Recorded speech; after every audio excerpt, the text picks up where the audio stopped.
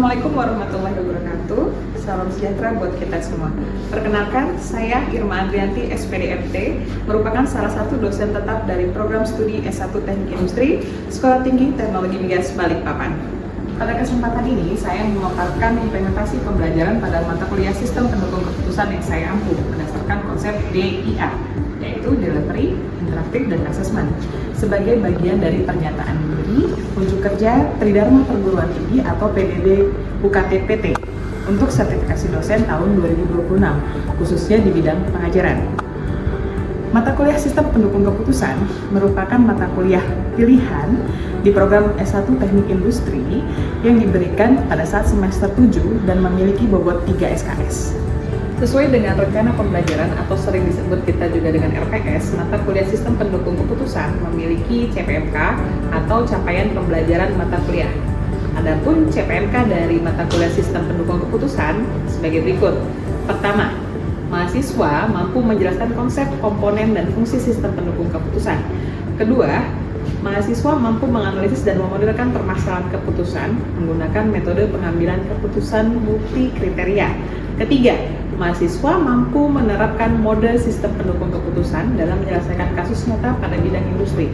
Keempat, mahasiswa mampu merancang aplikasi sistem pendukung keputusan sederhana sebagai alat bantu pengambilan keputusan. Untuk mencapai capaian pembelajaran tersebut, materi perkuliahan disusun secara bertahap sesuai RPS yang meliputi 1. Pengantar sistem pendukung keputusan. 2. Komponen dan arsitektur sistem pendukung keputusan. 3. Konsep multi kriteria decision making atau MCDF. 4. Metode simple additive weighting atau SAW. 5. Metode analytical hierarchy process atau AHP. 6. Metode teknik for order preference by similarity to ideal solution atau TOPSIS. 7. Implementasi sistem pendukung keputusan pada bidang industri dan manajemen. 8. Perancangan aplikasi sistem pendukung keputusan. Pada kesempatan ini, saya mengambil salah satu materi yaitu metode analytical hierarchy process atau biasa disebut dengan AHP. Dalam materi ini, mahasiswa mempelajari cara menyusun hierarki keputusan, menentukan kriteria dan alternatif, melakukan perbandingan berpasangan, menghitung bobot prioritas, menguji konsistensi, serta menentukan alternatif terbaik sebagai hasil keputusan. Sistem pembelajaran dilaksanakan menggunakan pendekatan blended learning yang mengintegrasikan pembelajaran tatap muka dengan pembelajaran berbasis learning management system kampus. Di kampus kami lebih dikenal dengan AIS, Academic Informasi System. Melalui LMS, mahasiswa dapat mengakses materi perkuliahan, modul pembelajaran, video penjelasan, kuis, tugas terstruktur, dan forum diskusi. Pendekatan ini memungkinkan mahasiswa belajar secara fleksibel dan mandiri, namun tetap mendapatkan pendampingan dari dosen. Metode pembelajaran yang digunakan meliputi ceramah interaktif, diskusi kelompok, studi kasus atau stage method, serta project-based learning yang mendorong mahasiswa untuk menyelesaikan permasalahan nyata menggunakan metode sistem pendukung keputusan.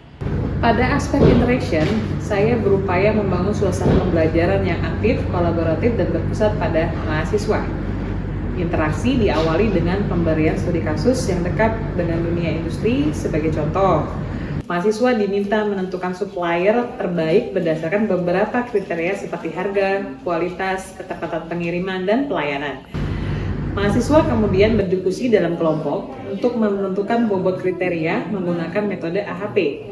Dalam proses tersebut, saya berperan sebagai fasilitator yang membimbing mahasiswa dalam mengidentifikasi masalah, merumuskan alternatif, serta mengevaluasi hasil keputusan yang diperoleh. Selama proses pembelajaran, mahasiswa diberikan kesempatan untuk mengajukan pertanyaan, menyampaikan pendapat, dan mempresentasikan hasil analisis mereka. Melalui aktivitas ini, diharapkan kemampuan berpikir kritis, komunikasi, dan kerja sama tim dapat berkembang secara optimal. Interaksi juga dilakukan di luar jam perkuliahan melalui LMS dan grup komunikasi kelas. Mahasiswa dapat berkonsultasi mengenai materi tugas maupun proyek yang sedang dikerjakan. Selain itu, saya juga menyediakan waktu konsultasi akademik bagi mahasiswa yang memerlukan pendampingan lebih lanjut. Melalui berbagai bentuk interaksi tersebut, proses pembelajaran tidak hanya berfokus pada transfer pengetahuan, tetapi juga pada pengembangan keterampilan berpikir analitis dan kemampuan pemecahan masalah. Aspek berikutnya adalah assessment atau sistem penilaian. Penilaian dilakukan secara transparan sesuai dengan bentuk kontrak kuliah dan RPS yang telah disampaikan kepada mahasiswa pada awal semester. Teknik penilaian yang digunakan tersendiri adalah penilaian tes dan non-tes. Penilaian tes meliputi kuis, ujian tengah semester, dan ujian akhir semester. Sedangkan penilaian non-tes meliputi tugas individu, studi kasus, presentasi kelompok, proyek akhir, serta partisipasi mahasiswa dalam proses pembelajaran. Adapun komposisi penilaian yang digunakan adalah sebagai berikut.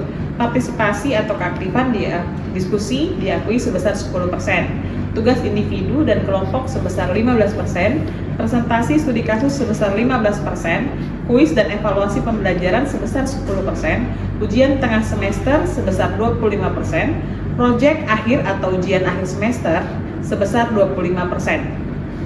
Indikator penilaian mencakup aspek pengetahuan, keterampilan, dan sikap. Aspek pengetahuan menilai dari kemampuan mahasiswa memahami konsep dan metode sistem pendukung keputusan. Aspek keterampilan dinilai dari kemampuan mahasiswa melakukan analisis, menyusun model keputusan, melakukan perhitungan, serta menginterpretasikan hasil keputusan. Sementara aspek sikap dinilai dari kedisiplinan, tanggung jawab, etika akademik, kemampuan bekerja sama, dan partisipasi aktif selama proses pembelajaran. Dengan sistem penilaian yang jelas dan terukur, mahasiswa dapat memahami target pembelajaran yang harus dicapai sekaligus melakukan evaluasi terhadap perkembangan kompetensi mereka secara berkelanjutan. Selamat siang semua.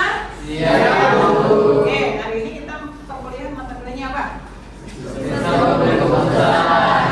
Pendukung keputusan. Mata kuliah wajib apa pilihan? Iya. PSKS? Iya. Semester berapa? 7. Oke, terima kasih.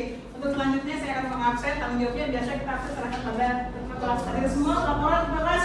Ada Bu, semua ada semua. Ada semua. Berapa jumlah kita? 25. Oke, terima kasih. Mode ngantuk, mode malas, lapar. Ya, nanti ada. Sedikit ya. Naik motor menuju kampus. Jangan lupa isi bensin dulu. SPK membuat keputusan lebih tegas daripada pakai metode feeling yang salah dulu. Jadi membuat keputusan metodenya jangan membuat metode feeling ya. Perasaan saya sudah lebih tugas deh, karena perasaan itu jadi antara ragu dan tidak sudah mengerjakan atau belum, ya kan? Oke, nah, jadi di sini kita sekarang materi kita adalah tentang metode AHP. Nah, pertemuan sebelumnya kita udah menjelaskan ada berapa sih macam-macam metode yang dibutuhkan dalam sistem pendukung keputusan. Siapa bisa jawab? Kemarin pertemuan sebelumnya. Boleh, silakan Adit. Sampaikan SAW, juga ada OPSIS, ada WP. Ada WP. Jadi apa aja tadi? Metode WP, SAW, TOPSIS, kemudian salah satunya ada AHP ya. Oke, untuk pertemuan hari ini kita perkuliahan tentang apa itu AHP? Boleh, maafin. AHP atau yang biasa dikenal dengan analisis hierarki proses merupakan metode pengambilan keputusan yang melibatkan 9 kriteria dan alternatif yang dipilih berdasarkan pertimbangan semua kriteria yang terkait. Oke, jadi kan semua metode tadi adalah macam-macam ya kalau dilihatnya. Nah, salah satunya kalau namanya AHP ini adalah penilaian secara multi kriteria. Jadi penilaiannya tergantung pada banyak kriteria ya. Jadi semuanya menjadi aspek nih. Kayak kita pilih pasangan, misalnya Destek pilih siapa Des? Ya, nah, jadi kan itu dilihat tuh beberapa aspek kriteria ya. Berarti tujuannya, jadi kalau AHP itu punya tujuan goalnya adalah milih cewek, nah kan? Kriterianya apa Des? Cantik, terus pintar, terus Lucu. Nah, dari tiga ini cantik, pintar, lucu. Alternatifnya ada siapa aja namanya Des? Siapa aja tuh? Kan tugas keputusan siapa aja? Keisha. Siapa itu? Siapa lagi? Jessica. Satu di sini ada apa? Di kelas? Ada Bu. Semuanya. Lucia termasuk? Lucia belum. Benar kali Lucia.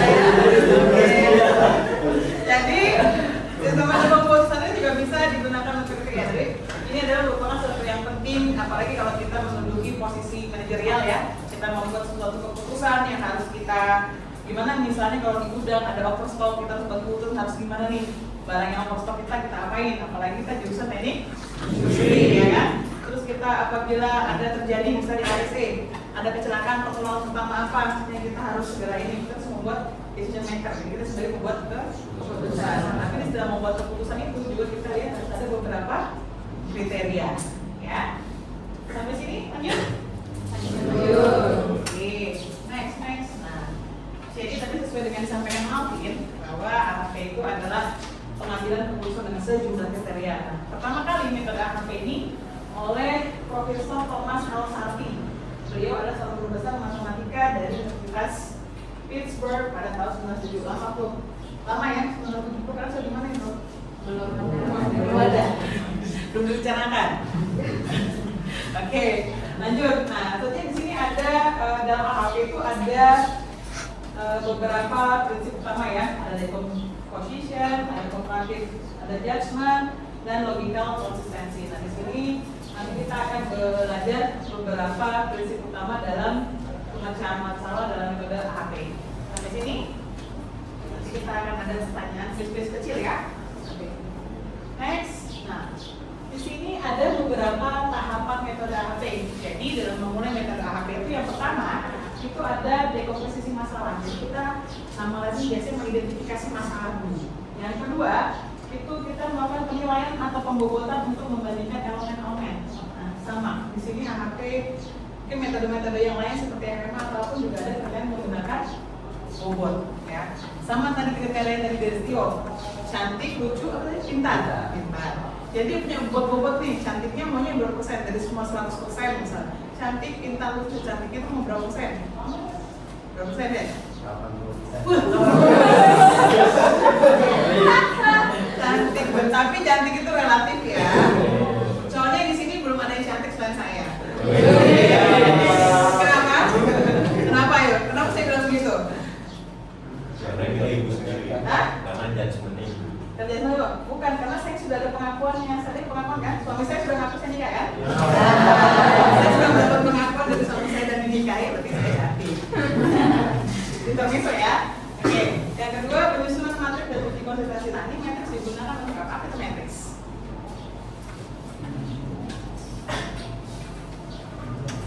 Apa itu matriks? Ayo, matriks dan ruang vektor. Matriks dan uji konsisten. Kira-kira konsisten tidak dengan penilaian kita? Misalnya, oke cantiknya 80% Bu.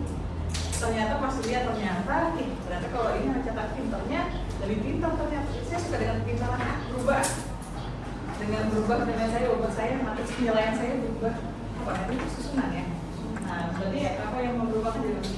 Yang keempat, penetapan prioritas pada masing-masing hierarki. Nah, prioritasnya jangan berubah, harus konsisten. Ya, jadi kalau memang yang awal kecantikannya, ya itu terus nanti. Kan cantik relatif ya. Dari sudut pandang manapun. Mungkin Malvin menurut si Arif cantik, tapi menurut Desio belum kan? Jujur. Oke, lanjut. Yang kelima, sintesis atau iterasi matriks dan prioritas penetapan alternatif terbaik. Nah, sekarang saya mengulang sedikit, saya memberi pertanyaan. Tadi, apa yang menjadi prinsip utama dari AHP? Ya, silakan Bapak. Judgment atau penilaian komparatif, dan ketiga itu logical consistency. Benar nggak teman-teman? Semangat ya, siang hari nanti tetap semangat, oke? Next. Nah, decomposition itu adalah masalah tadi saya bilang menentukan masalah di mana kita harus tahu goalnya, tujuannya apa. Itu yang pertama dalam hierarki ya. Next. Nah ini tadi saya bilang goalnya, tujuannya apa sih hierarkinya yang pertama? Hierarki kedua itu kriteria. Pilihannya itu ada beberapa pilihan alternatif hierarki ketiganya ya. Nah di sini lihat bisa tadi tujuannya adalah pemilihan calon istri apa yes. Tujuannya ada pemilihan istri ya goalnya. Terus hierarkinya adalah beberapa kriteria yang menjadi kita mau menentukan mencari seorang sekretaris misal. Ya contohnya ada sekretaris gitu ya. Dan hierarkinya ada sekretaris yang smart pasti utamanya. cantik itu relatif yang bisa misalnya bisa mengatur jadwal ya, bisa komitmen gitu. Jadi pilihannya ada A, B, C, misalnya ada Rara, ada email, ada Malvin, ada Amanda, itu ada 4 orang. Nah, itu yang menjadi alternatif. Kira-kira siapa sih yang akan menjadi sekretaris pilihan kita? Next. Nah, ini tadi, ada di tahapan AHP namanya adalah penilaian. Nah, penilaian dalam kategori di sini ada angka 1, 2, 3, 4, 5, 6, 7, 8, 9, kembalikan. Tapi biasanya kita menggunakan metode Salty tadi. Ada angka 1, 3, 5, 7, dan 9. Kalau 1 tadi apa? Sedikit lebih penting, 3 lebih penting, 5 sangat penting, 7 apa? Jauh lebih penting, 9 mutlak ya. Jadi memang dia berarti sudah menjadi tujuan utamanya, itu sudah pilihan saya, nggak bisa diganggu-gugat ya. Oke, biasanya yang rangka genap itu gimana? 2, 4, 6, 8 buat yang abu-abu ya. Jadi menurut kalian masih sama-sama penting ya. Next.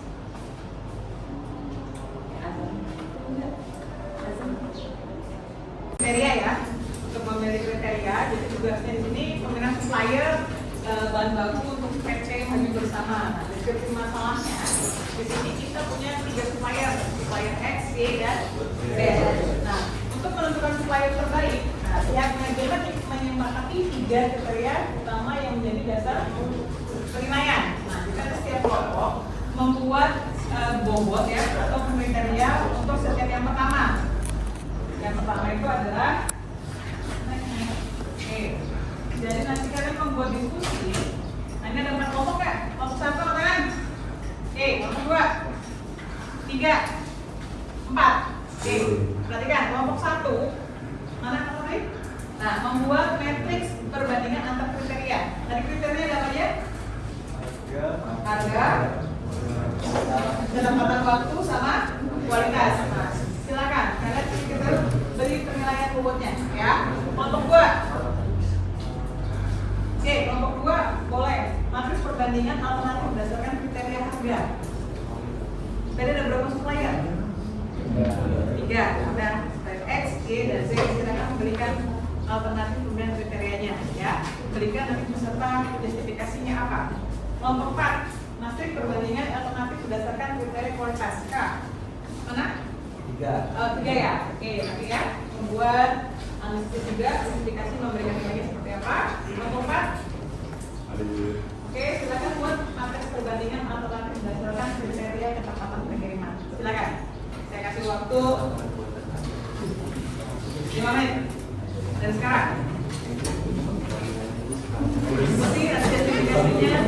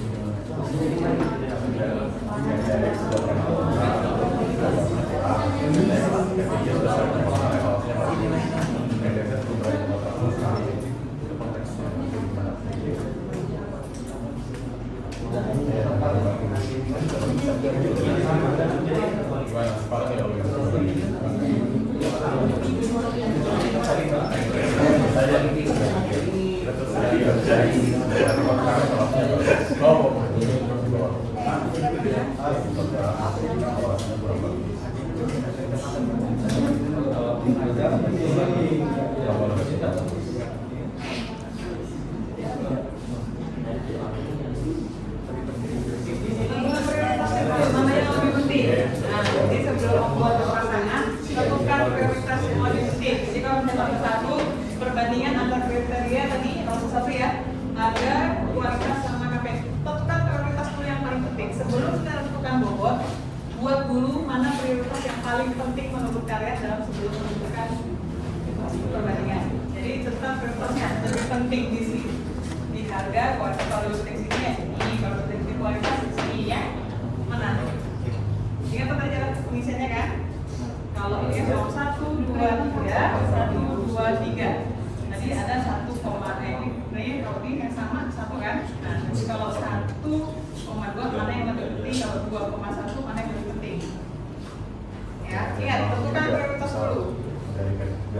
1 berarti harga lebih penting daripada kualitas. Kalau 21 kualitas lebih penting daripada harga. Ya, kalau ini berarti 2 apa? 21. Berarti kualitas lebih penting daripada harga. Kalau 1, 2 harga lebih penting daripada kualitas. Ini yang mana? Oke, boleh. Kelompok 4 ya.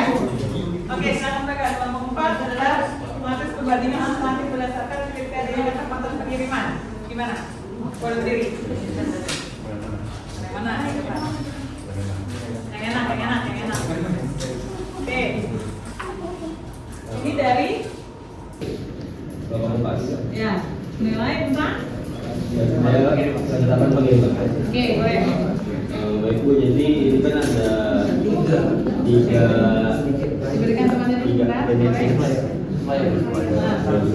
jadi Bu ada 3 supplier kan Bu, ada X sama Y dan Z. Ya, oke. Jadi X ini kita pilih sebagai kita sudah pernah kontrak sama X, tapi evaluasi kecepatan pengirimannya jelek. Kalau Y itu kita sudah pernah kontrak, kecepatan pengirimannya evaluasi lebih bagus. Kalau Z ini kita pilih dulu. Oke. Dari semuanya X, Y, Z, karena apa dari kriteria tadi yang mana yang lebih kalian rekomendasikan? Yang kita rekomendasikan itu yang Y, karena kita sudah pernah pakai dan evaluasinya bagus. Oke, berarti kata pengirimannya untuk supplier Y bagus. Oke, terima kasih Pak Gas. Siapa lagi? Bisa menyampaikan.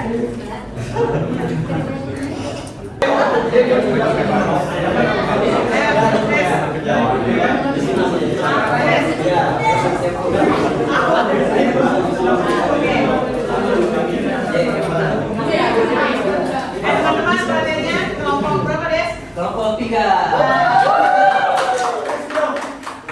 Baik, teman-teman, saya di sini dengan teman-teman kelompok membuat matris perbandingan alternatif berdasarkan kriteria kualitas dengan 3 vendor. Saya inisialkan X, Y, Z. Di sini saya tertulis dalam matriks saya dengan nilai 7 yang artinya Y lebih dari suppliernya lebih baik daripada supplier X, mendapatkan nilai 7. Jauh lebih baik. Dan yang kedua, supplier Z lebih baik dengan supplier X dengan nilai 5. Di sini supplier Z cukup baik dari supplier Y dengan nilai 3. Jadi keputusannya dari semua dari segi apa itu tadi? Kualitas. Supplier mana yang dipilih sama kelompok 3? Supplier Y. Oke, terima kasih. Oke, jadi hari ini biasa lagi kerja?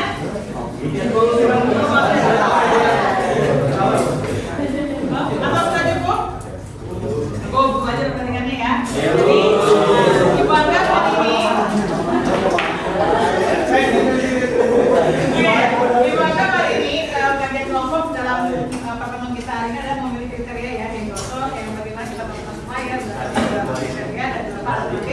supplier. Oke, kalian semua sudah bagus dalam menyampaikan pendapatnya. Jadi sudah bisa memilih ya? Bisa, Bu.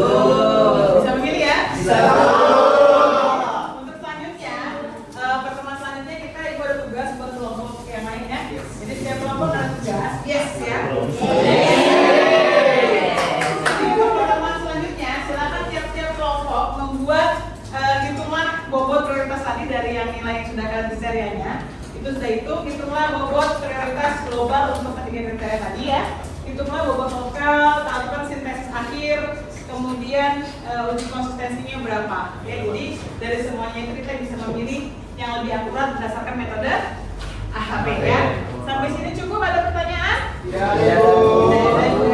Oke, boleh? Matriksnya pakai punya kelompok masing-masing. Ya, matriksnya pakai punya kelompok matematik. Silakan kalian memberi penilaian berdasarkan kelompok masing-masing penilaian kalian. Jadi kan nanti mempunyai beberapa pendapat prioritas mana. Belum tentu kelompok satu mungkin pilih supplier X nih yang lebih bagus gitu kan. Apa alternatifnya? Yang sudah kelompok 3 misalnya bisa ternyata supplier Z gitu ya. Jadi beberapa opsi pilihan lainnya. Oke, sampai sini cukup. Jangan lupa tugasnya pertemuan selanjutnya. Tapi sebelum kita tutup, Ibu mau melangkung pertemuan hari ini tadi. Tadi ada beberapa prinsip utama AHP itu ya Pak? Dengan posisi Jasmine, terakhir berapa? Konsistensi. Oke. Langkah-langkah dalam menentukan AHP ada apa aja? Dekomposisi masalah. Dekomposisi masalah, identifikasi masalah. Yang kedua, penilaian.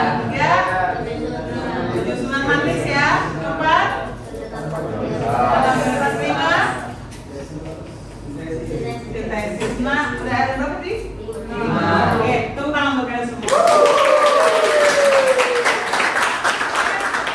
Ini saya akhiri. Terima kasih. Jangan lupa tugasnya untuk pertemuan minggu depan ya. Kontak jika nilainya akan bagus juga dikerjakan sesuai dengan waktu yang ditetapkan. Tapi kalau melewati berarti ada pengurangan. Ya. Sampai hari ini saya cukupkan. Terima kasih. Selamat sore ya. Semoga apa yang kita pelajari hari ini bermanfaat dan saya sangat terima kasih atas kesempatan hari ini bisa meluangkan waktu untuk mengajar kalian ya. Akhir kata sebelum kita tutup, semoga apa yang kita pelajari hari ini bermanfaat buat kita semua dan berkah. Kita tutup dengan berdoa menurut agama dan kepercayaan masing-masing. Berdoa, silakan.